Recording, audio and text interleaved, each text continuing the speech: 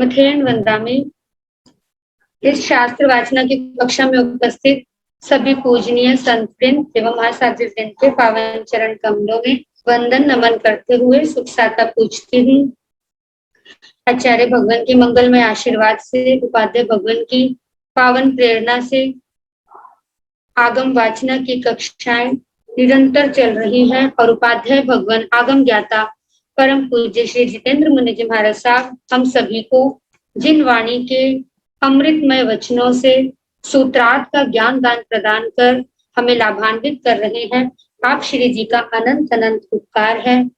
उपाध्याय भगवान की गुरु वंदन का लाभ आज प्रत्यक्ष रूप से ले रहे हैं। संथारा साधिका उप प्रवर्तिनी साध्वी रत्ना श्री स्वर्ण कांता जी महाराज साहब की सुशिष्या, उत्तर भारतीय प्रवर्तिनी श्री सुधा जी महाराज साहब की शिष्याएं श्री समता जी महाराज साहब, श्री सुयशा जी महाराज साहब, श्री प्रगति जी महाराज साहब आदि थाने साथ आपके साथ हम सभी वंदन का लाभ लेंगे।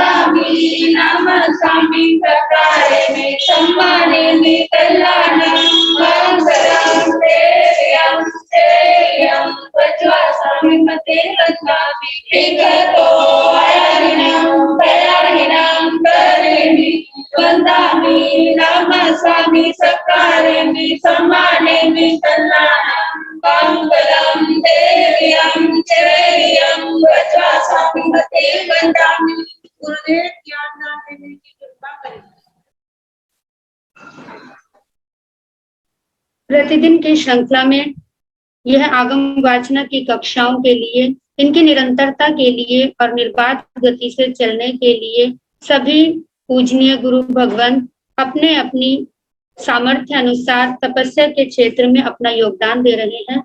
आज की तपस्याओं में नाम है महासाध्वी श्री ज्ञान प्रभा जी महाराज साहब सरल, महासाध्वी श्री वीर कांता जी महाराज साहब के साध्वी परिवार से, श्रमणी गौरव श्री सुनीता जी महाराज साहब की शिष्या साध्वी श्री श्रुति जी महाराज साहब, साध्वी श्री रिद्धिमा जी महाराज साहब की शिष्या साध्वी श्री अरहा श्री जी महाराज साहब, उपाध्याय प्रवर अनुयोग प्रवर्तक पूज्य श्री कन्हैया लाल जी महाराज साहब कमल के शिष्य तपो केसरी श्री संजय मुनि जी महाराज साहब और ज्ञान प्रभा जी महाराज साहब का आज आइनबिल है।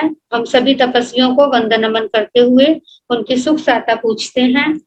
अब पूज्य उपाध्याय भगवान के पावन चरणों में विनंती करना चाहूंगी, हे गुरुवर आप ज्ञान दान प्रदान कर हमें कृतार्थ करने की कृपा करें। मथेन वंदा में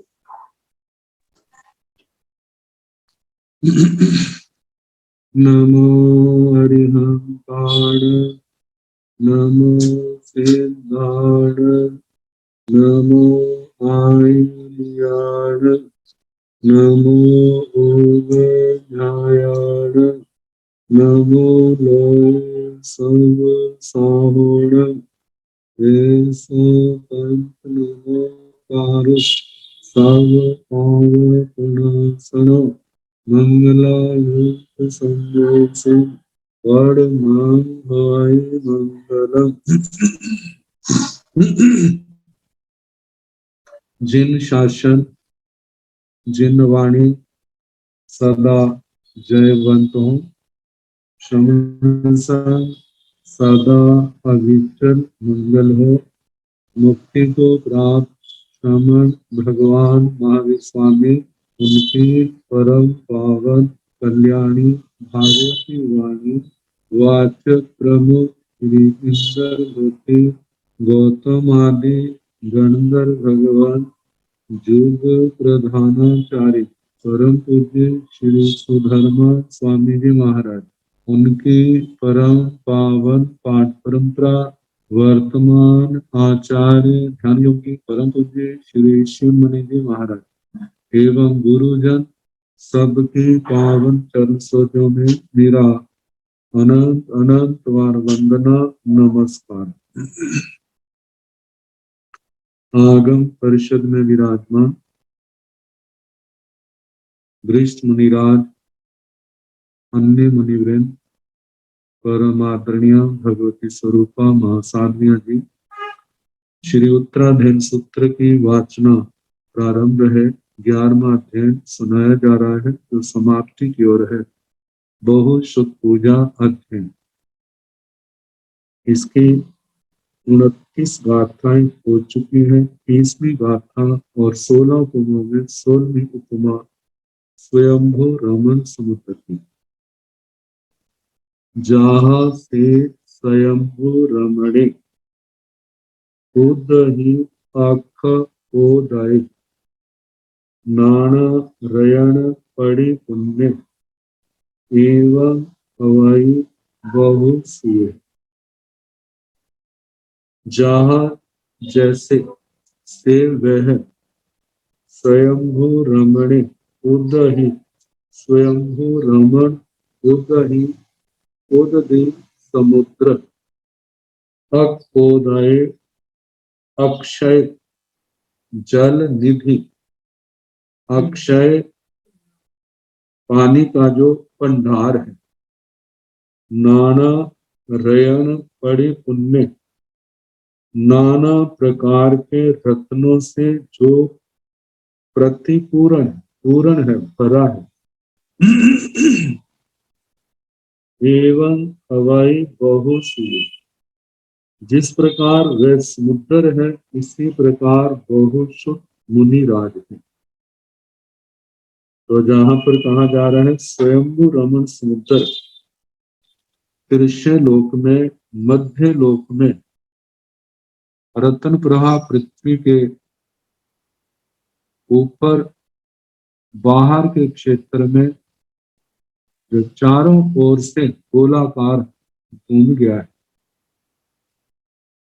असंख्यात द्वीप समुद्र, इस मध्य लोक को पार करते जाए बाहर की ओर, सबसे आखिर में द्वीपों में स्वयंभू रमन आता है और समुद्रों में स्वयंभू रमणोद नाम का समुद्र आता है। उसके बाद थोड़ी दूरी पर आलोक शुरू हो जाता है। जैसे स्वयंभू रमन समुद्र सभी समुद्रों में बड़ा है, जिसके अंदर ज्योतिषियों के असंख्यात द्वीप है, चंद्र, सूर्य आदि। इसके अतिरिक्त और कितने होंगे जिनकी हम लोग कल्पना भी नहीं कर सकते। हम केवल उतना ही बता सकते हैं जितना आज आगमों में उपलब्ध होता है। तो इतना विस्तार, इतना विशाल, जैसे ये जम्बू द्वीप 1,00,000 योजन व्यास वाला है, इसके चारों ओर 2,00,000 योजन चक्करवाल विस्कंभ जिसका है, जम्बू द्वीप के चारों ओर जो घूम गया है। और लवण समुद्र जिसने जम्बू द्वीप को घेरा हुआ है, उसको, इस लवण समुद्र को हाथी खंड ने घेरा हुआ है, जो उससे 2 गुना हो गया, उसका 4,00,000 योजन चक्करवाल विस्कंभ है। फिर उसके आगे कालोद समुद्र, इसका 8,00,000 योजन चक्करवाल विस्कंभ। फिर उसके आगे पुष्कर द्वीप, जिसका 16,00,000। फिर आगे पुष्करोद समुद्र, उसका 32,00,000। ऐसे 2-2 गुना आगे बढ़ते जाते हैं। तो सबसे आखिर में स्वयंभू रमन समुद्र का वर्णन आता है। इससे पहले स्वयंभू रमन द्वीप है और द्वीप के बाद उससे 2 गुना चक्करवाल विस्कंभ वाला स्वयंभू रमणोद समुद्र है, जिसका पानी क्या है, जिसने कहा अक्षय जल निधि। अक्षय तो उसको कहा जाता है जिसका पानी का अंत नहीं होता। देखा जाए तो उस समुद्र का एक किनारा, अंदर का हिस्सा, और दूसरा किनारा, जिसका अंतर जो है, अंतराल असंख्यात लाख ऐसे हम कह सकते हैं असंख्यात कोटा कोटि योजन का आपस में अंतर बैठ जाता है। जिसका इतना विस्तार है तो उसे चारों ओर जो घूम गया है तो कितना विशाल होगा जिसकी हम लोग कल्पना नहीं कर सकते। कहा समुद्रों में सबसे बड़ा समुद्र, और वह नाना रयन परिपूर्ण, नाना प्रकार के अनेक जातियों के रत्नों से प्रतिपूर्ण है, भरा है। वैसे उसके अंदर पानी भी बहुत है, लेकिन 1000 योजन गहरा है, और उसके अंदर रत्न भी अनेक जातियों के हैं जिनकी अपनी अपनी कीमत है, अपने अपने गुण है। जैसे उन रत्नों से पानी से शोभायमान वह स्वयंभू रमण समुद्र है, इसी प्रकार बहुश्रुत मुनिराज है। अब बहुश्रुत मुनिराज स्वयंभू रमण, उसका क्षेत्र जो है बहुत विशाल है। ऐसे बहुश्रुत मुनि का अन्य मुनियों की अपेक्षा से जिनका ज्ञान बहुत विशाल, अपेक्षा भेद से देखा जाए तो जिस समय जो साधु साधनियां होते हैं उनके पास जो ज्ञान है, उनमें सबसे ज्यादा जिनके पास ज्ञान है उसको हम कहते हैं कि बहुश्रुत है, हमारे में सबसे विशेष। लेकिन यही ज्ञान जितना शुद्ध ज्ञान बढ़ता जाएगा, आखिर द्वादशांगी वाणी के तक पहुंच जाएगा। द्वादशांगी वाणी के जो शब्द हैं वे तो संख्यात ही हैं, असंख्यात नहीं। लेकिन कहा जाता है दो मुनि है द्वादशांगी वाणी के ज्ञाता, जिनके ज्ञान अनंत है। लेकिन उन दोनों मुनियों के यदि अल्प बहुत्तर क्षमता देखी जाए तो छठ स्थान पतित, जो प्रज्ञापना सूत्र भगवती सूत्र में वर्णन आता है उसके अनुसार कह सकते हैं शब्द पाठ एक जैसा है दोनों का, लेकिन उनका जो शब्दों के द्वारा बताया गया जो ज्ञान है उसका प्रतिपाद्य विषय, एक ने केवल शब्द पाठ किया थोड़ा सा है, लेकिन एक का ज्ञानावली कर्म का क्षोभम इतना ज्यादा प्रबल है, और उसके कारण से बुद्धि बल अनुप्रेक्षा की शक्ति जो है बहुत ज्यादा है। तो कहा जाता है कि एक मुनि को जितना है दूसरे मुनि को उससे अनंत गुना ज्यादा है, वह अर्थ ज्ञान हो सकता है। तो कहा जाता है जैसे स्वयंभू रमन समुद्र का तो फिर भी एक किनारे के बाद दूसरा किनारा आना इतना मुश्किल नहीं है, लेकिन जो बहुश्रुत के पास अनंत पर्यायों वाला अनंत ज्ञान इतना है उसका तो कोई आर पार नहीं है। सामान्य व्यक्ति तो उसका कुछ जान निर्णय ही नहीं कर सकेंगे कितना ज्यादा होगा। ये तो जिसने ज्ञान ऐसा ज्ञान प्राप्त किया है वही इसका अनुमान लगा सकते हैं ये कितना विशाल है, क्योंकि हमारी आंखें कितनी दूर जाती हैं, थोड़ी दूर तक नजर पहुंचेंगे फिर कहेंगे बस इसके आगे तो दिखाई ही नहीं देता। लेकिन जैसे जैसे आगे जाते जाएंगे तो एक समय ऐसा होगा चारों ओर पानी ही पानी होगा, उसके अलावा कुछ भी दिखाई नहीं देगा। ऐसे ही बहुश्रुत का जो शुद्ध ज्ञान है, शुद्ध ज्ञान के पश्चात जो उसका अर्थ ज्ञान है जिसका कोई आरा पार नहीं है, आर पार नहीं है, जैसे उस स्वयंभू रमण समुद्र का आर पार दिखाई नहीं देता है, ऐसे बहुश्रुत मुनि राज के ज्ञान का भी कोई आर पार दिखाई नहीं देता। जिनके लिए शास्त्रों में जो शब्द आता है और जीना जिन संकासा जिन नहीं लेकिन जिन सरीखे है, इतना विशाल ज्ञान है उनका। तो जैसे स्वयंभू रमण अत्यंत विशाल है ऐसे वो भी विशाल है। आगे कहा है जैसे उस स्वयंभू रमण समुद्र में पानी है, ऐसे ज्ञान के रूप में ज्ञान बहुश्रुत के अंदर ज्ञान रूपी पानी कहा जाएगा कितना ज्ञान है। जैसे उस पानी के अपने गुण है, पानी के अंदर शीतलता है, पीने वाले को संतुष्टि मिलती है, तृप्ति मिलती है, ऐसे बहुश्रुत का ज्ञान जो जो लोग सुनते हैं उनकी आत्मा को कितनी शीतलता मिलती है, कितनी शांति मिलती है, कितना आनंद मिलता है। जिसका वर्णन नहीं किया जा सकता। जो आत्मा इस संसार के संताप से संतप्त है, जब उनको आत्म शांति का जो मार्ग मिलता है और उसको आत्मसात करते हैं, इस मार्ग पर चलते हैं, तो कितनी शीतलता उनकी आत्मा के अंदर प्रकट होती है। पानी की शीतलता का तो हम अनुमान लगा सकते हैं, लेकिन इसका अनुमान नहीं लगाया जा सकता। कि पानी का प्रभाव तो केवल शरीर तक है, लेकिन आत्मा के अंदर कितनी देर होगा। लेकिन बहुश्रुत का जो ज्ञान है, जब आत्मा के अंदर उतरता है, आत्मा के अंदर प्रकट होता है, आत्म सात होता है, तो कितना संतोष, कितनी शांति मिलती है। तो कहा कि ये पानी, बाहर का पानी तो केवल स्थिरता, शरीर की स्थिरता तक ही सीमित है, इससे आगे नहीं। लेकिन जो ज्ञान रूपी पानी है, बहुश्रुत के माध्यम से जो प्राप्त हुआ है, उससे कितनी शांति, कितनी स्थिरता।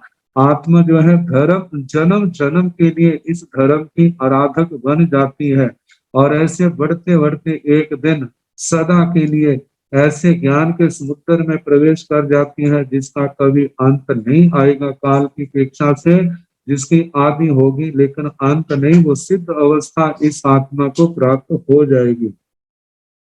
अक्षोदय, जैसे उस पानी के लिए कहा अक्षय उदक, ऐसा कहा जाता है शब्दमस्तों का। जो सामान्य व्यक्ति है उनका विषय नहीं, वो तो कहते हैं इतना पानी है, इतना पानी, कितना पानी निकालो, इससे तो ये खाली होने वाला ही नहीं। इसलिए अक्षय उदक, अक्षय पानी का भंडार कह दिया है। लेकिन कहा कि चाहे वो कितना भी पानी क्यों ना हो, आखिर एक और शुरुआत है, तो एक और उसका अंत भी है, चारों ओर। लेकिन बहुश्रुत का ज्ञान ऐसा है, देखा जाए वास्तव में वह अक्षय उदक है, अक्षय ज्ञान है, जिसका कोई अंत, जिसका कभी अंत आने वाला नहीं है। उसका अंत तो क्या होगा, एक दिन जैसे नदी समुद्र में मिल जाती है, समुद्र रूप बन जाती है, ऐसे बहुश्रुत का शुद्ध ज्ञान बढ़ते बढ़ते एक दिन केवल ज्ञान के रूप में बदल जाएगा। मतलब केवल ज्ञान के, उसी के अंदर जो आवरणों सहित ज्ञान है वह अनावृत हो जाएगा, केवल ज्ञान के रूप में प्रकट होए, वही वो समा जाएगा। तो कहा वास्तव में उस बहुश्रुत का ज्ञान क्या है, अक्षय जल ज्ञान के भंडार है। और कहा है कि जैसे वो स्वयंभू रमण समुद्र नाना जातियों के, नाना प्रकार के रत्नों से परिपूर्ण है, तो जहां पर कौन से रत्न है, बहुश्रुत के अंदर ज्ञान के रत्न है, चारित्र के रत्न है, तपस्या के रत्न है, नाना प्रकार की लब्धियां इस धर्म साधना से जो उनके अंदर प्रकट हुए हैं, वो रत्न के समान है। कहा कि लौकिक रत्न तो केवल भौतिक आवश्यकताओं की पूर्ति का साधन बन सकते हैं, लेकिन आत्मा की भूख को मिटाने में समर्थ नहीं है। लेकिन बहुश्रुत से जो आत्मा को शुद्ध ज्ञान की प्राप्ति होती है, और उस शुद्ध ज्ञान के सहारे से अपने साधना के मार्ग को प्रशस्त करता है, और इस प्रशस्त मार्ग को प्रशस्त करने के कारण से उसके कर्मों के दलिक जो है उखड़ते जाते हैं, आत्मा निर्मल होती जाती है। जो आत्मा का अपना ज्ञान है, जो आत्मा का गुण है, वह प्रकट होता है। ज्ञान, दर्शन, आत्मा की शक्तियां, अनंत समाधि, अनंत शांति, अनंत सुख का अनुभव, जो कर्मों के उदय से उत्पन्न नहीं है, वो आत्मा का अपना स्वभाव है। तो ऐसे आगे बढ़ते बढ़ते जो ज्ञान कहाँ से कहाँ तक पहुंच जाते हैं। जैसे चारित्र के रत्न है, अहिंसा है, सत्य है, अस्तेय है, ब्रह्मचर्य है, अपरिग्रह है, क्षमा है, विनम्रता है, सरलता है, संतोष है, समता है, ऐसे ऐसे गुण जिनके कारण से आत्मा अनंत समाधि को प्राप्त करती है। अब बाह्य रत्नों के कारण से भौतिक दृष्टि से तो समृद्ध हो जाता है, लेकिन आध्यात्मिक दृष्टि से नहीं। जब तक आध्यात्मिक दृष्टि से समृद्धि नहीं आती, तब तक आत्मा को सच्ची समाधि की प्राप्ति नहीं होती। तो कहा जब ये रत्न आत्मा के अंदर बहुश्रुत के माध्यम से जब ज्ञान का प्रकाश किया जाता है, चारित्र की सम्यक आराधना की जाती है, तप की सम्यक पालना की जाती है, तब ये भाव रतन इनका विकास होता है, और एक दिन परिपूर्णता को प्राप्त होते हैं, और आत्मा इसी मार्ग पर चलते चलते एक दिन सदा के लिए सिद्ध गति में विराजमान हो जाती है। तो कहा जैसे स्वयंभू रमण समुद्र जो है लौकिक आत्माओं में इसका अपना सबसे बड़ा स्थान है, लेकिन बहुश्रुत का लोकोत्तर संसार में बहुत बड़ा स्थान है। कहा जी बहुश्रुत मुनिराज जिस समय आगम वाणी का प्रकाश करते हैं और ये पीढ़ी दर पीढ़ी आगे चलता रहता है, इतनी अनगिनत भव्य आत्माएं जो है इससे लाभ उठा करके अपने जीवन को प्रशस्त करती है और अपने विकास करते करते एक दिन सिद्ध गति को प्राप्त हो जाती है। और कहा जाता है कि बहुश्रुत का तीर्थंकर भगवंतों के द्वारा जो ज्ञान दिया गया है, बहुश्रुत भगवंतों ने संभाला है और आगे से आगे पीढ़ी दर पीढ़ी आगे चलता है। कितनी अनगिनत असंख्यात आज तक देखा जाए अनादिकाल से अनंत आत्माएं जो है इस शुद्ध ज्ञान का सहारा लेकर के इस संसार को पार कर चुकी है। और आने वाले वर्तमान में कितनी आत्माएं संसार को पार कर रही है और आने वाले समय में भविष्य काल में अनंत आत्माएं संसार को पार करेंगी। जैसे नंदी सूत्र में कहा है कि इस जिन्न वाणी की आराधना करके अनंत जीव संसार से तरे हैं। वर्तमान में कितने जीव तर रहे हैं और आने वाले समय में तरेंगे। और इस जिन्न वाणी का निर्ग्रंथ प्रवचन का द्वादशांगी वाणी की विराधना करके अनंता जीव संसार में डूबते हैं। वर्तमान में भी विराधना करने वाले डूब रहे हैं और आने वाले समय में भी डूबेंगे। तो इसलिए कहा जाता है अपने आप को विराधना से पीछे हटा करके आराधना की ओर बढ़ाना है।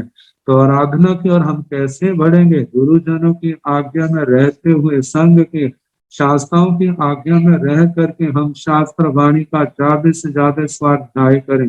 कहा जाता है कम से कम जितनी देर हम शास्त्र वाणी का, आगम वाणी का स्वाध्याय कर रहे हैं, उतनी देर तो हमारे अध्यवसाय, हमारे परिणाम विशुद्ध रहेंगे और ये विशुद्ध परिणाम हमारी महानिर्जरा महापर्यवसान का कारण बनेंगे। तो ये शास्त्र ज्ञान, शास्त्र स्वाध्याय हमारे ध्यान शुद्धि का कारण है, हमारे चरित्र शुद्धि का कारण है, हमारी श्रद्धा की शुद्धि का कारण है। इसलिए बहुश्रुत भगवान जिनका इतना उपकार है, तो उसी उपकार को हम सामने रखते हुए हम साधना के क्षेत्र में आगे बढ़े। तो इस प्रकार बहुश्रुत मुनिराज ये जो दृष्टांत दिए हैं, ये 16 की 16 उपमा लौकिक दृष्टि से प्रधान है अपने अपने क्षेत्र में, लेकिन बहुश्रुत मुनिराज इस लोकोत्तर जीवन में, अध्यात्म जीवन में सबसे प्रधान है। अब इस अध्ययन के उपसंहार में 2 गाथाओं का और वर्णन है। समुद्र गंभीर समा दुरास्या अचकिया केनाई दुख हंसया सुयस पुन्ना व्युलस ताइनो कभी तु तम्मं गय मुत्तमं गया।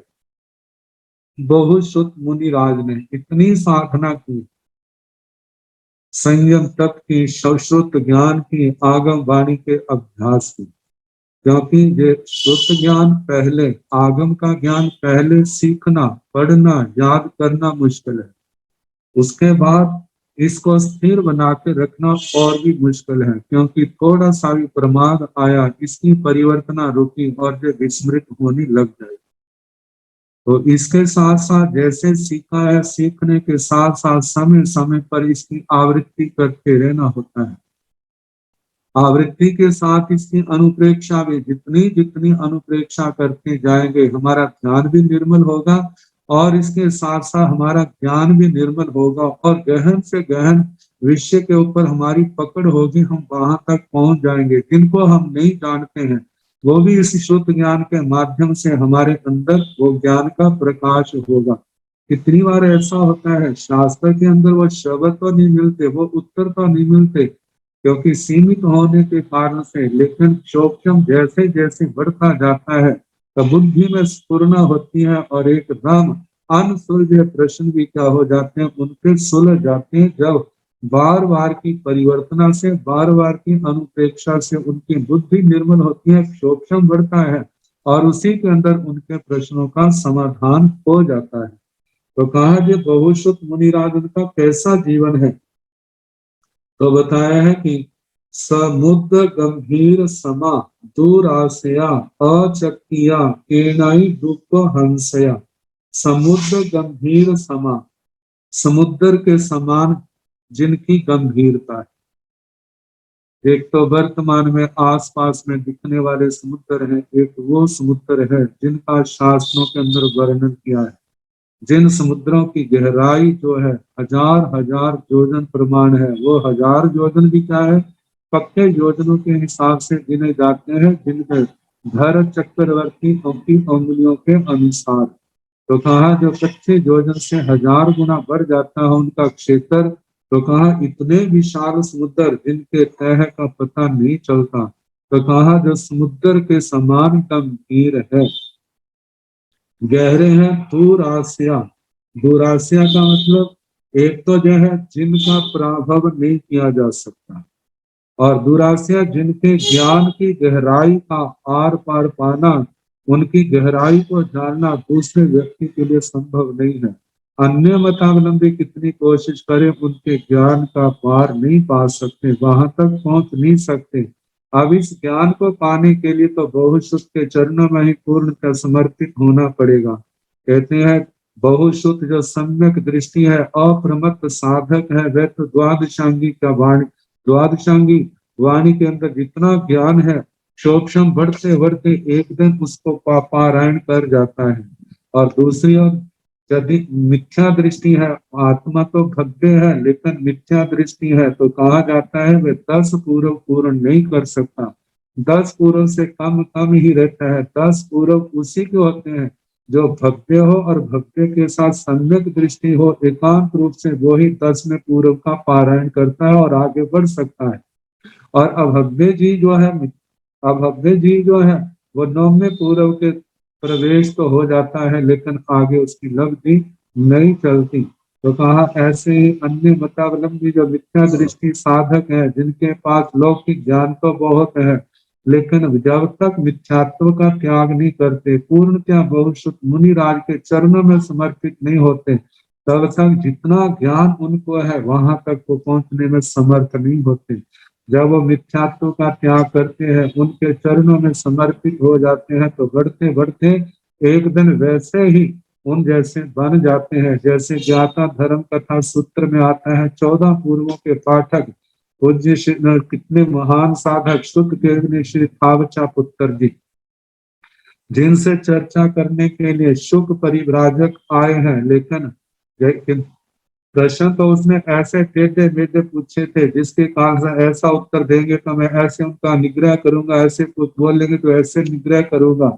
लेकिन स्यादवाद शैली से, नयों की शैली से, अनेक आंतवाद की शैली से थावचा पुत्र जी ने उनके प्रश्नों के ऐसे समाधान किए जिनके कारण से वो संतुष्ट हुए।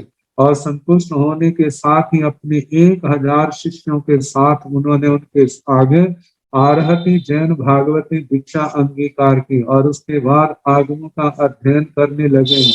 एक एक काम करते उन्हें 14 पूर्वों का अध्ययन किया, शुद्ध केवली बने।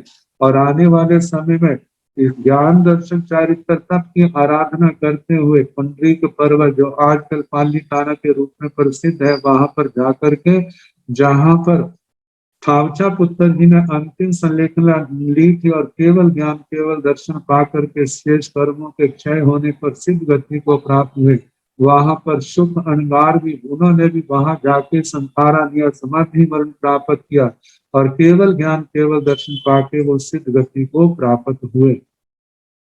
तो इसलिए कहा जाता है जिनके अंतःकरण का, जिनके ज्ञान की गहराई का पाना दूसरे लोगों के लिए संभव नहीं है, अचक्किया। और कहा जाता है परवादियों के द्वारा जो अत्रासित हैं उनके द्वारा अजेय है।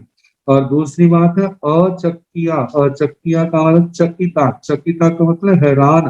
कहते हैं उनका इतना ज्ञान है, बाहर के लोगों के अद्भुत से अद्भुत कलाओं को, उनके ज्ञान को देख करके उनको किसी प्रकार की हैरानी नहीं होती। वो सोचते हैं जो दिखा रहे हैं इनके पास कुछ भी नहीं है। जो जिन शासन के अंदर बताया है, कहते हैं बाहर की रिद्धियां पाना जैसे आत्मा के संतोष का कारण ही जो अज्ञानियों को संतोष दे सकते हैं, लेकिन जो जिनके पास सच्चा ज्ञान है, जिनकी आत्मा जागृत है, उनसे नहीं। क्योंकि बाहर की कलाएं सीखना आसान है लेकिन अंदर आत्मा का विकास जो है इसको करना मुश्किल है। जैसे कहा जाता है आचार्य श्री स्थूल भद्र जी के जीवन चरित्र के अंदर कोशा के सामने बात आती है, तो वहां पर रति ने अपनी कला का जौहर दिखाया है, लेकिन उससे वो हैरान नहीं हुई। जब उसने अपना जौहर नृत्य का दिखाया तो वो हैरान हुआ इतना, कहते जो कुछ भी नहीं है, सबसे ज्यादा देखा जाए और स्थूल भद्र जी जिन्होंने ऐसा कोई अभ्यास नहीं किया था, जो उन्होंने काम किया हम लोग उसके संबंध में सोच भी नहीं सकते। और उन्होंने क्या काम किया कि भोगों के अभ्यासी होने पर भी भोगों के त्याग का अभ्यास नहीं था, भोगों का अभ्यास था, लेकिन उन्हें ऐसा परित्याग किया कि हमारे द्वारा अनेक प्रकार के प्रयास करने पर भी उन्होंने आंख उठा करके भी हमारे को नहीं देखा। इतनी अनासक्ति, इतना वैराग्य। तो कहा जाता है जे वैराग्य के सामान्य तो क्या कह देवांगना भी क्यों ना आए, फिर भी जिनके मन में विकार पैदा नहीं होता। इतनी क्षमा, अनंत मृदुता, अनंत ऋजुता, अनंत संतोष, समता, ये जो गुण है जे इनको देख करके हैरानी होती है, जो संसार के अंदर दिखाई नहीं देते और जो संसार के अंदर आसानी से पैदा भी नहीं होते। जिन आत्माओं की जन्म जन्म की शल्यों से मुक्त होकर के जो रह करके जो साधना है संयम तप की, उसी की आराधना से ऐसे अनंत गुण आत्मा के अंदर पैदा होते हैं। और इन्हीं को देख करके हैरानी होती है कि इतना विकास, इतनी शांति, इतना ज्ञान, इतना मतलब कि इन गुणों का विकास, इनको देख करके हम हैरान होते हैं। तो बहुत मुनिराज इतने इतने मतलब के तत्व ज्ञान के पारदर्शी विद्वान है, ज्ञाता है, बाहर के चमत्कारों को देख करके उनकी आत्मा जरा भी प्रभावित नहीं होती, चकित नहीं होती। आगे कहा तेना ही दुख हंस्या, वो किसी के द्वारा प्रदर्शित नहीं किए जा सकते, किसी के द्वारा उनका अपमान नहीं किया जा सकता ज्ञान आदि की दृष्टि से।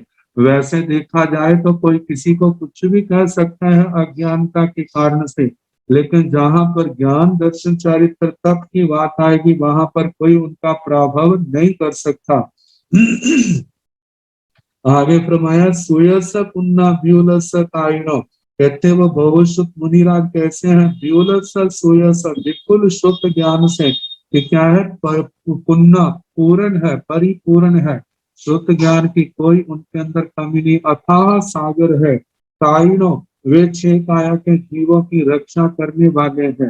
तो ऐसे कवि तो कम्मं गए मुत्तमं गया, कम्मं कवि तो आठों कर्मों को क्षय करके अपने ज्ञान दर्शन चारित्र तप की उत्कृष्ट आराधना के द्वारा कर्मों को क्षय करके उत्तम गति को गया प्राप्त हुए, मतलब सिद्ध गति को प्राप्त किया। तो बहुश्रुत की आराधना, बहुश्रुत की उपासना, इसके करने वाले भी जो आत्माएं हैं एक दिन उन्हीं के समान उस परम पावन स्वरूप को प्राप्त करने के अधिकारी होते हैं।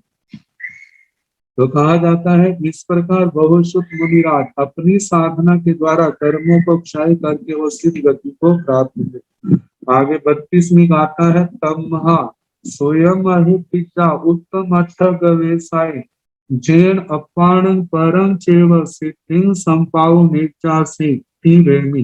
तमहा इसलिए बहुश्रुतता मुक्ति प्राप्त कराने वाली है, बहुश्रुत का ज्ञान, बहुश्रुत की उपासना मुक्ति प्राप्ति में सहायक है। तमहा इसलिए उत्तम अर्थ गवेशाय, उत्तम अर्थ की गवेषणा करने वाला और संसार के जीव है, कहते बढ़िया से बढ़िया वस्तु हमारे पास होनी चाहिए। कहते हैं जो संसार की वस्तु तो चाहे कितनी भी बढ़िया से बढ़िया क्यों ना हो, एक दिन वो क्या हो जाती है, बिल्कुल नष्ट भ्रष्ट हो जाती है, वो भी पुरानी दिखाई देती है। उसके प्रति उत्सुकता तभी तक रहती है जब से उससे बढ़ करके कोई और वस्तु हमारे सामने ना आए, या उन लोगों के सामने ना आए।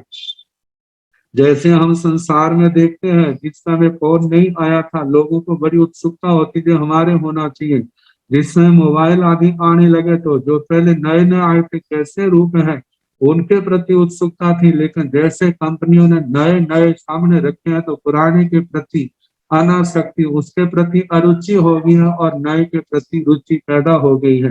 कहा जैसे संसार में तो यह है कि जब एक वस्तु जो अच्छी लग रही है उसके प्रति तभी तक ध्यान है जब तक उससे बढ़िया कोई और वस्तु नहीं आती। जैसे बढ़िया वस्तु आएगी उसकी ओर से ध्यान हट जाएगा। लेकिन सिद्ध अवस्था एक ऐसी है, आत्मा का निर्मल रूप एक ऐसा है जो कर्मों के क्षय से पैदा होता है। कहते हैं जो सर्वोत्तम रूप है, अर्थ है आत्मा का। कहा कि इसके बाद और कोई, इससे बढ़ करके और कोई वस्तु संसार के अंदर नहीं है, जिसके लिए कहा जाता है कि ये निर्वाण, ये सिद्ध गति आत्मा का परम और चरम है।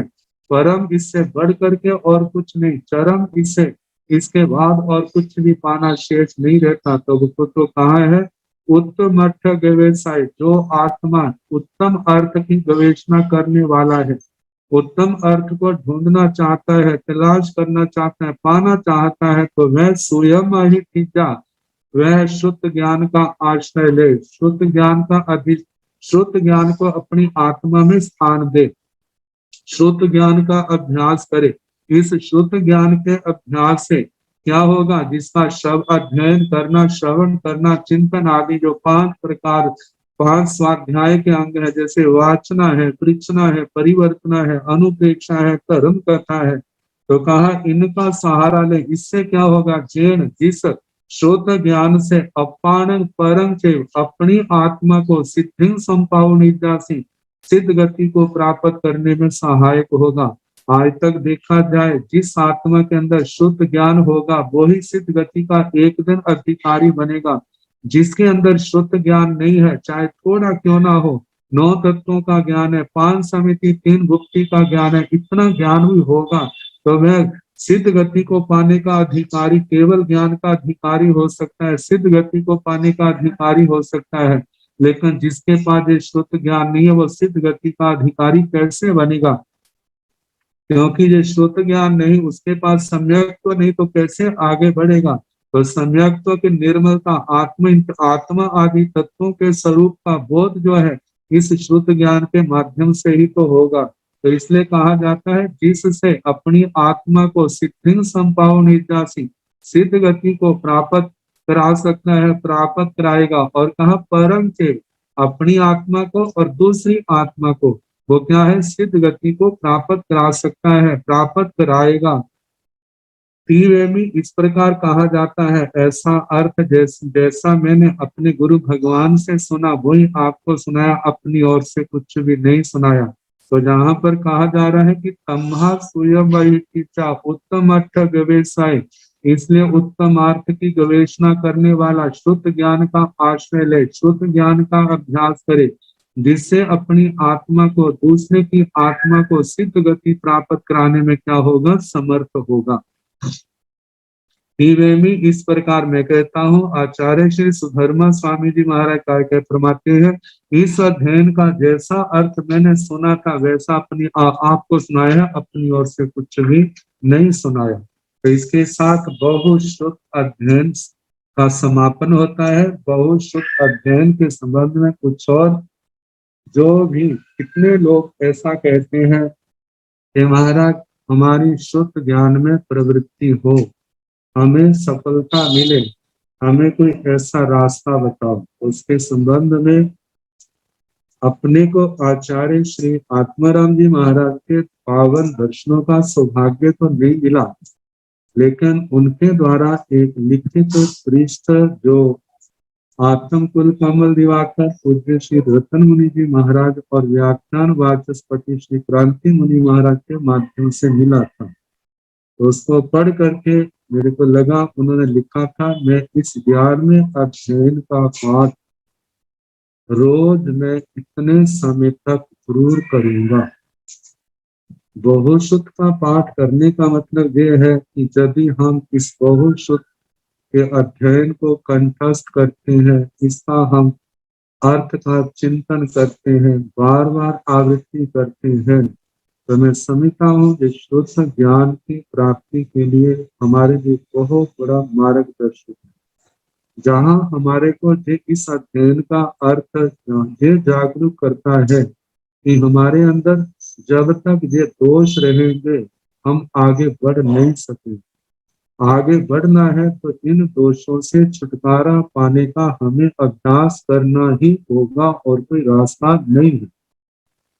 पहली बात। दूसरी बात, बहुत शुद्ध बनने के लिए जिन गुणों की आवश्यकता है हमें आत्मा के अंदर प्रकट करने होंगे, उन गुणों का भी वर्णन किया है। 8 गुण और 8 के साथ 15 गुण और 5 गुण।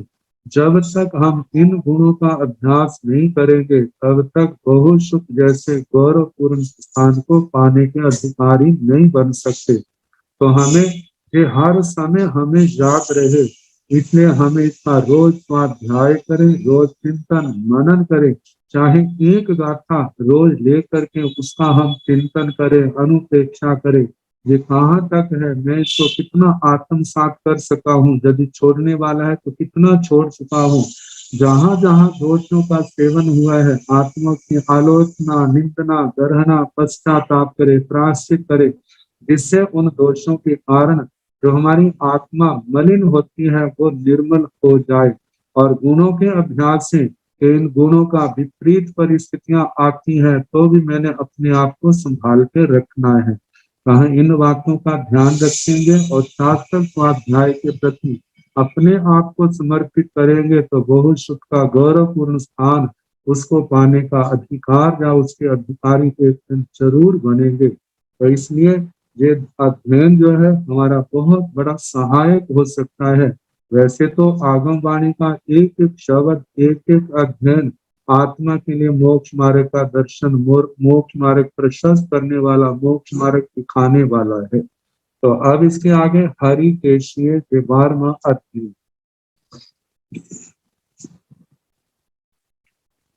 12वां अध्ययन हरिकेशीयम्। 12वां अध्ययन हरिकेशीय।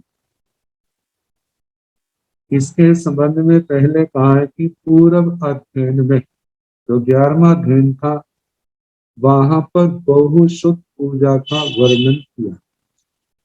बहुशुद्ध में बनने में बाधक कौन कौन से दोष हैं उनका वर्णन किया। बहुशुद्ध बनने में सहायक कौन कौन से गुण हैं उनका वर्णन किया। और उसके साथ बहुशुद्ध का स्थान कितना गौरवपूर्ण है कि 16 उपमाओं के द्वारा उसका वर्णन किया। और आखिर में कहा कि बहुशुद्ध कैसे है, समुद्र के समान गंभीर है, जो 31वीं गाथा में सारा वर्णन आया। कहा जे वर्णन बहुशुद्ध पूजा में, मतलब कि बहुशुद्ध पूजा में जो वर्णन आया बहुशुद्ध की पूजा का। अब 12वें अध्ययन में बहुशुद्ध के द्वारा भी तप में यत्न करना चाहिए, प्रयास करना चाहिए। बहुशुद्ध बन गए लेकिन तपस्या में भी वह देखा जाए शास्त्र स्वाध्याय स्वयं तप है, लेकिन उसके साथ साथ हमें अनशन आदि का भी ध्यान रखना चाहिए, उसमें यत्न करना चाहिए। यही बात बताने के लिए इस अध्ययन में तप की समृद्धि कैसी होती है। लोग जो है भौतिक रिद्धि के पीछे भागते हैं, लेकिन जो इस ज्ञान दर्शन चारित्र तप की रिद्धि में अपने आप को समर्पित करते हैं तो लौकिक जो वैभव है उनके पीछे पीछे चलता है, लेकिन आत्मार्थी जीव उसकी ओर आंख उठा करके भी नहीं देखते। क्यों? कहते ये हमारे काम का नहीं है। क्योंकि इनके पीछे लगेंगे तो हमारी वही स्थिति होगी जैसे ब्रह्मदत्त चक्रवर्ती की हुई थी, सुभूम चक्रवर्ती की हुई थी, जो आजीवन भोगों की दलदल में फंसे रहते हैं। उन जीवों की जो दुर्गति होती है इनके पीछे चलने वालों की वही दशा होगी। हमारे जे भोगी पुरुष आदर्श नहीं है, हमारे आदर्श तो संयमी है, जो सम्यक दृष्टि है, संयम तप की आराधना करने वाले, मोक्ष मार्ग के पति के हैं। तीर्थंकर भगवान हमारे आदर्श हैं, गणधर भगवान हमारे आदर्श हैं। उस मार्ग पर चलने वाले आचार्य भगवान, उपाध्याय भगवान, साधु साधियां जी महाराज, वो हमारे आदर्श हैं। इसलिए हमारे को संयम तप में आगे बढ़ना है, भोगों की ओर नहीं बढ़ना। और संयम तप का कैसा प्रभाव है, एक निम्न जाति में पैदा हुआ जीव जब संयम तप के मार्ग पर बढ़ता है तो उसके उन संयम तप के गुणों के कारण से मनुष्य तो क्या देवी देवता भी उनके उपासक बन जाते हैं। इसके अंदर हरिकेशी बल जी महाराज के दृष्टांत के माध्यम से बहुत अच्छे ढंग से बताया है। तो कहा जाता है कि हरिकेशी बल मुनि कौन है, तो इनकी पूर्व कथा जो है गाथा आचार्यों ने अपनी टीकाओं में बड़े विस्तार के साथ दी है।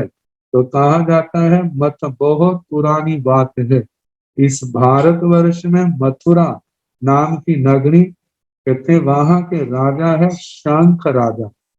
संसार में किसी प्रकार की भौतिक सुखों की कमी नहीं है, लेकिन जब जिसका क्षोभम जागृत हो जाता है, विवेक ज्ञान आत्मा के अंदर पैदा हो जाता है, और जितने संसार के सुख हैं सारे के सारे बादलों की छाया के समान दिखाई देते हैं, नाक की मैल के समान दिखाई देते हैं।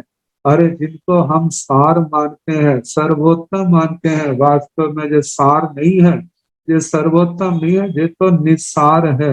इनके अंदर फंस करके हमने जीवन का इतना अनमोल हिस्सा भोगों की दलदल में गवा दिया है। यदि हमने इस जीवन में संयम तप की आराधना की होती तो हम कहीं से कहीं पर पहुंच जाते। आज तक अज्ञानता के कारण, मोह के कारण फंसे रहे, लेकिन अब फंसना नहीं है। कहा ऐसे उन्होंने प्रतिबोध पा करके स्थविर मुनि राजों के चरणों में जैन भागवती दीक्षा ली, और दीक्षा लेकर के संयम पालन करने है, गुरुओं की आज्ञा में रह करके अपना शास्त्र स्वाध्याय कर रहे हैं, ज्ञान सम्यक दर्शन सम्यक चरित्र तप की साधना कर रहे हैं। और जिस समय बहुश्रुत बन गए, गीतार्थ बन गए, और गुरुओं की आज्ञा से विहार कर रहे हैं, विहार करते करते एक बार वो राज ऋषि शांत जो है हस्तिनापुर नगर में आए। तो गर्मियों का वो जैसे जेठ में न होता है उस समय, तो दोपहर के समय विहार करके आए हैं, तो एक स्थान देखा, सुनसान जगह है, कोई उस रास्ते से जा नहीं रहा है। तो देखा जाए वो रास्ता कैसा था, जैसे रेतीला इलाका होता है, कांटों वाला होता है। तो वहां पर उस रास्ते को दिखाई नहीं देता, किस ओर जाए कहाँ जाए, जब कोई निर्णय नहीं हुआ तो उन्होंने देखा कि एक ब्राह्मण खड़ा है, चलो मैं इस भाई से पूछता हूँ। पूछा भाई जी रास्ता ठीक है नगर में प्रवेश का, तो उसने इस कुतूहल से देखे, ये तो रास्ता ऐसा है कि जैसे जैसे आगे बढ़ते जाते हैं रेता बढ़ता है, और उसके गर्मी के कारण से गर्म बहुत है, और व्यक्ति जो है जाकर के तड़पता है, कोई उसको रास्ता नहीं मिलता, गिर जाता है, और गिरने के बाद उसको कोई उठाने वाला नहीं। जब उठाने वाला कोई नहीं तो वहीं पर जल करके मर जाता है, काल धर्म को प्राप्त होता है। अब उस अन्य संस्कृति का होने के कारण से उसने कहा कि चलो आज इनको रास्ता दिखाता हूँ, जब ये तड़पेगा ना तब मेरे को मजा आएगा, आनंद आएगा, मैं देखूंगा। उसने कहा कि रास्ता ठीक है, आप इस रास्ते से जा सकते हैं। और जिस समय उस मुनि ने, उस राज ऋषि ने उस मार्ग पर कदम रखे हैं, उनकी साधना का प्रभाव कहो, उनकी पुण्यवाणी कहो, वह रास्ता बिल्कुल ठंडा हो गया। जब रास्ता ठंडा हो गया तो अपनी ईर्ष्या समिति शोधते हुए बड़े विवेक से, बड़ी जतना से, जैसे गंध हस्ती की चाल से वो आगे से आगे बढ़ते जा रहे हैं। और वो ऊंचे स्थान पर खड़ा होकर देख रहा है, इस मुनि को तो कुछ भी नहीं हो रहा, इतना आगे चला गया है, जहाँ तो रास्ता बहुत गर्म होता है, लोग मर जाते हैं, लेकिन ये बड़ी निश्चिंत कैसे शांति से जा रहे हैं। अरे क्या हो गया, आज तो कुछ भी ऐसा नहीं हो रहा, इस उत्सुकता से क्यों नहीं हो रहा जानने के लिए जिस समय ऐसे आगे आया है, तो कहा कहते हैं कि रास्ता उसको बिल्कुल शीतल शांत दिखाई दिया। कहते हैं ये क्यों शांत हुआ है, इसका मतलब ये तो इस ऋषि की साधना का प्रभाव है, तपस्या का प्रभाव है। मैंने बहुत बड़ा पाप किया, एक संत को गलत रास्ता बतलाया, जो दुनिया को तरने के लिए सच्चा रास्ता बताते, मैंने उनको उल्टा रास्ता दिखाया। मैंने कितना पाप किया, देखा जाए तो मैंने उनके मरने का रास्ता बताया। मन से मैं क्या हूँ, एक ऋषि का घाती हूँ, बड़ा पश्चाताप हुआ, और उसी रास्ते से आगे आकर के ऋषि के चरणों में, उस राज ऋषि के चरणों में गिर गया है, बार बार क्षमा मांग रहा है। तो ऋषि जी पूछे क्या बात है, आपने तो मेरे को रास्ता बताया। उसने अपना पाप जो है उनके आगे प्रकट कर दिया। ऋषि भी जो है उनकी सरलता देख करके बड़े प्रसन्न हुए। वो सोचते जो आत्मा भद्रिक है, इसको धर्म का बोध दिया जाए तो ये समझ जाएंगे। उन्होंने धर्म का उपदेश दिया, आत्मा परमात्मा के बारे में बताया, पुण्य पाप का, कर्म के बंधन कैसे होते हैं, कर्म का क्या स्वरूप है, कर्म का आत्मा के साथ कैसे बंध होता है, आना कैसे होता है, रोकना कैसे है, आश्रय संपर्क और आत्मा का मोक्ष कैसे होता है, नरक क्या होती है, त्रेंच गति, मनुष्य गति, देव गति, इनका जब विस्तार से उनको समझाया, उसका मन जो है वैराग्य से भर गया। मैंने इस राग द्वेष के वातावरण से उठ करके मैंने तो इस ऋषि के चरणों में रह करके अपनी आत्मा का कल्याण करना है। सब कुछ छोड़ करके उनके चरणों में समर्पित हो गया। शास्त्र ज्ञान का अभ्यास कर रहा है, संयम पालन कर रहा है, सब ठीक चल रहा है, लेकिन पूर्व के कुछ ऐसे संस्कार के हैं कि उसको जाति का मद, कुल का मद, अपने रूप का मद इसको छोड़ नहीं सका। आजीवन संयम पाला है, अंतिम समय अब आ गया है। कहते दोष थे मानो हुए हैं, इसका यदि आलोचना के द्वारा, निंदा के द्वारा, प्रायश्चित के द्वारा शुद्धिकरण कर लेता तो उसका संयम तप, उसका क्षोभशम का रास्ता बिल्कुल साफ होता। लेकिन उसने ऐसा किया नहीं, नहीं करने के कारण से वह अंतिम समय गिराधक हो गया। देवता तो बना है, अब देव भाव पूर्ण करने का जब समय आया तो उस समय जब काल धर्म को प्राप्त हुआ तो उस कर्म ने अपना प्रभाव दिखाया। उस प्रभाव के कारण से वह जो है निम्न जाति में उसका जन्म होता है। वाराणसी के वहां मृत गंगा, गंगा के किनारे, तो वहां पर चंडालों की बस्ती में बलकोट नाम का जो चंडालों का अधिपति था, गौरी उसकी पत्नी का नाम था, उसके गर्भ में आए हैं। जब माता के गर्भ में आए तो माता ने फलों से भरे टोकरे का सपना देखा, बहुत अच्छा लगा, बड़ी खुश हुई। और समय आने पर जब बच्चे का जन्म हुआ तो बद रूप दिखाई दिया, रंग अच्छा नहीं है। तो सारे कहते हमने तो सुना था इतना अच्छा सपना है, बच्चा ऐसा होगा, लेकिन ये तो कुछ निकला। लेकिन बच्चे की पुण्यवाणी पर थी, लेकिन पाप का उदय था। तो उसके कारण से जो रूप मिला है, अब इसके आगे जो वर्णन आएगा कल जैसे अवसर होगा सुनाने का प्रयास करूंगा। मथेन वंदना गुरुदेव, हाँ जी।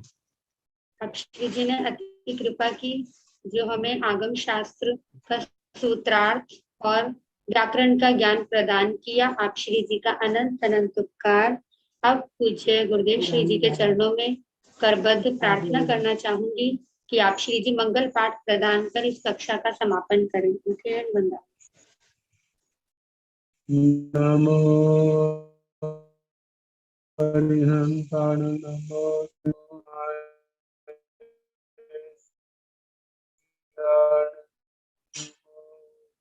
नमो साहुके सोपंत, नमो कारो स्वभाव गणो, मंगलानंत संपेत परमं भवै मंगला।